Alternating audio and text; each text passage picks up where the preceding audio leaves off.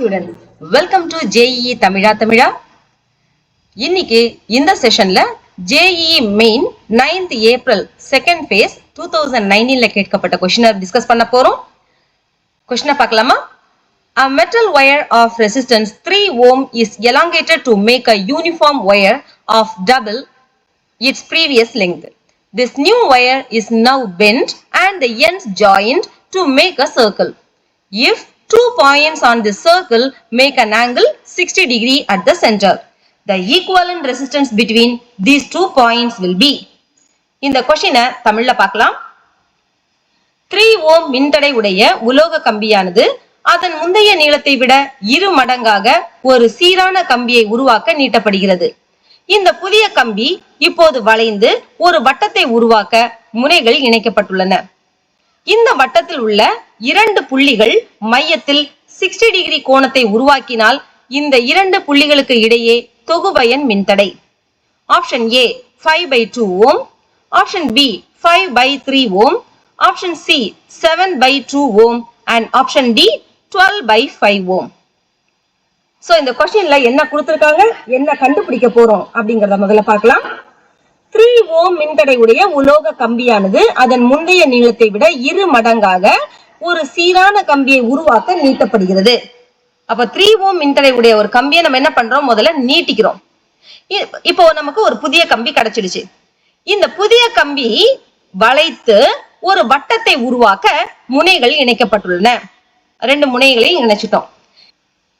இந்த வட்டத்தில் உள்ள 2 புள்ளிகள் மையத்தில் 60 டிகிரி கோணத்தை உருவாக்கினால் இந்த வட்ட வடிவ கம்பியில நம்ம A, B 2 புள்ளிகளை எடுத்துக்கிறோம்.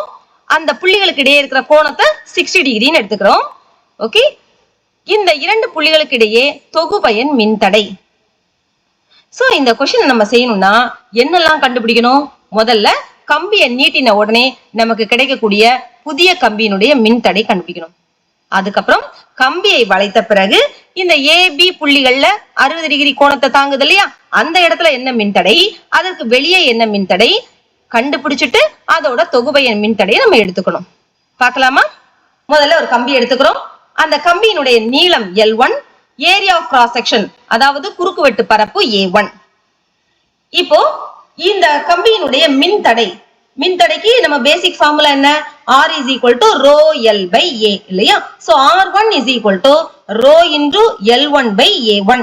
நமக்கு என்ன வேல்யூ கொடுத்திருக்காங்க? 3 ohm னு கொடுத்திருக்காங்க. So is equal to 3 ohm. இது ஈக்குவேஷன் 1 வச்சுக்கலாம். இந்த கம்பி நீட்டப்படும் போது அதனுடைய நீளம் அதிகரிக்கிறது.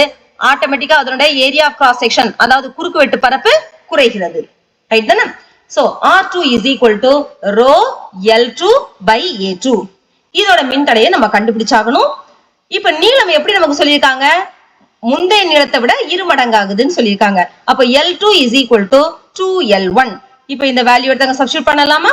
So R2 is equal to rho into 2L1 by A2. இதை ஈக்குவேஷன் 2 எடுத்துக்கலாம். இப்போ நீட்டப்பட்ட அந்த கம்பியினுடைய குறுக்குவெட்டு பரப்பு என்ன எவ்வளவு அப்படிங்கறத கண்டுபிடிக்கணும். அதுக்கு நம்ம கன அளவு ஃபார்முலாவை எடுத்துக்க போறோம். ஏன்னா ஒரு கம்பி நீட்டப்படுவதற்கு முன்னும் பின்னும் அதனுடைய கன அளவு மட்டும் நமக்கு கான்ஸ்டன்டாக இருக்கும், மாறிலியாக இருக்கும். சோ கன அளவுக்கான ஃபார்முலா என்ன? பரப்பு இன்டு உயரம். சோ நீட்டப்படுவதற்கு முன் பரப்பு எவ்வளவு? A1 இன்டு அதனுடைய நீளம் L1 is equal to நீட்டப்பட்ட பிறகு அதனுடைய குறுக்குவெட்டு பரப்பு A2 நீளம் L2. இதுல L2 ஓட வேல்யூ என்ன? 2L1. அது சப்ஸ்டிட்யூட் பண்ணிக்கோங்க. அங்க இருந்து A2 கண்டுபிடிக்கலாம். A2 is equal to A1 L1 by 2L1. இதுல L1 L1 get cancel. So A2 is equal to A1 by 2. இந்த A2 வேல்யூவை ஈக்குவேஷன் நம்பர் 2ல சப்ஸ்டிட்யூட் பண்ணலாமா? அப்ப R2 is equal to 2 rho L1 by A1 by 2. இந்த டினாமினேட்டர்ல இருக்க 2-ஐ மேல நியூமரேட்டருக்கு எடுத்துட்டு போயிடுங்க. அப்ப என்ன கிடைக்கும்? 4 rho L1 by A1. இப்போ ஈக்குவேஷன் நம்பர் 1 நமக்கு என்ன சொல்லுது?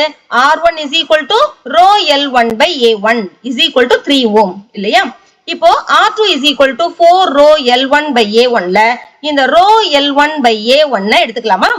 இந்த rho L1 by A1 ஓட வேல்யூ என்ன? 3 ohm. So R2 is equal to 4 into 3 ohm. So R2 ஓட வேல்யூ எவ்வளவு வந்துரும் 12 ஓம். சோ இதுதான் புதிதாக கிடைத்த கம்பியினுடைய மின்தடை. சோ நீட்டப்பட்ட பிறகு கம்பியினுடைய மின்தடை 12 ஓம். இப்போ அந்த நீட்டப்பட்ட கம்பியை நம்ம வளைச்சு ஒரு வட்டத்தை உருவாக்குறோம் இல்லையா? வட்டத்தினுடைய சுற்றளவு என்னது 2πr. மொத்தமா அந்த 2πr is equal to 12 ஓம். இப்போ இந்த வட்டத்தினுடைய ஆரத்தை எடுத்துக்கலாமா? So r is equal to 12/2π. இப்போ இந்த AB மையத்துல தாங்குற புள்ளியோட சேர்ந்து இந்த பகுதியை நம்ம வட்டக்கோண பகுதின்னு சொல்லிக்கலாம். இல்ல ABங்கிறது வில். ஓகே, சோ வட்டக்கோண பகுதியில நீங்க வில்லின் நீளத்துக்கான ஃபார்முலா படிச்சிருக்கீங்க. செக்டார்ல லெங்த் ஆஃப் த ஆர்க் இல்லையா? ஃபார்முலா என்ன? AB is equal to r into theta. அதனுடைய ஆரத்தையும் அந்த ஆரங்கள் தாங்கும் கோணத்தையும் நீங்க மல்டிப்ளை பண்ணீங்கன்னா உங்களுக்கு அந்த வில்லினுடைய நீளம் கிடைச்சிடும். லெங்த் ஆஃப் த ஆர்க் கிடைச்சிடும். ஓகே, சோ r ஓட வேல்யூ சப்ஸ்டிட்யூட் பண்ணலாம். So AB is equal to 12/2π into தீட்டாவை டிகிரியில இல்லாம ரேடியன்ல எழுதுறோம் π/3. 60 டிகிரியை ரேடியனுக்கு மாத்தும் போது எப்படி எழுதுவோம்? π/3. So AB is equal to இப்ப π get cancel. கீழ 3 2s are 6, மேல 12 இருக்கு. So 2 6 are 12. So AB is equal to 2 ohm. இப்போ AB நீளத்துக்கான மின்தடையை நம்ம கண்டுபிடிச்சிட்டோம். அந்த 60 டிகிரி தாங்கக்கூடிய கோணத்துல இருக்கிற அந்த AB பார்ட்ல நமக்கு 2 ஓம் மின்தடை இருக்கு. அப்ப மீதி இருக்க பார்ட் எவ்வளவு? மொத்தமா ஒரு வட்டத்துக்கு 360 டிகிரி. இங்க 60 டிகிரி போயிடுச்சுன்னா மீதி இருக்க 300 டிகிரில நமக்கு எவ்வளவு மின்தடை இருக்கும்? 12 ஓம்ல இருந்து மைனஸ் பண்ணி எடுத்துக்கலாம் தானே? சோ மீதி இருக்க பார்ட்ல 12 ohm minus 2 ohm is equal to 10 ohm. Okay, இப்ப டயகிராம்ல நான் மார்க் பண்ணிருக்கேன். இந்த AB க்கு இடையில இருக்கிற மின்தடை 2 ஓம், மீதி இருக்க பார்ட்டுக்கு 10 ஓம். சோ இத ஒரு சர்க்யூட் ஃபார்மேட்ல எடுத்து வந்திருக்கேன். இது R1, இந்த பக்கம் இருக்கிறது R2. R1 ஓட வேல்யூ 2 ஓம்னு எடுத்திருக்கோம். R2 ஓட வேல்யூ 10 ஓம்னு எடுத்திருக்கோம். இப்போ இந்த ரெண்டு ரெசிஸ்டர்ஸ் எதுல இருக்கு? பக்க இணைப்பில் இருக்கு. ஓகே, சோ பக்க இணைப்புக்கு ஃபார்முலா என்ன?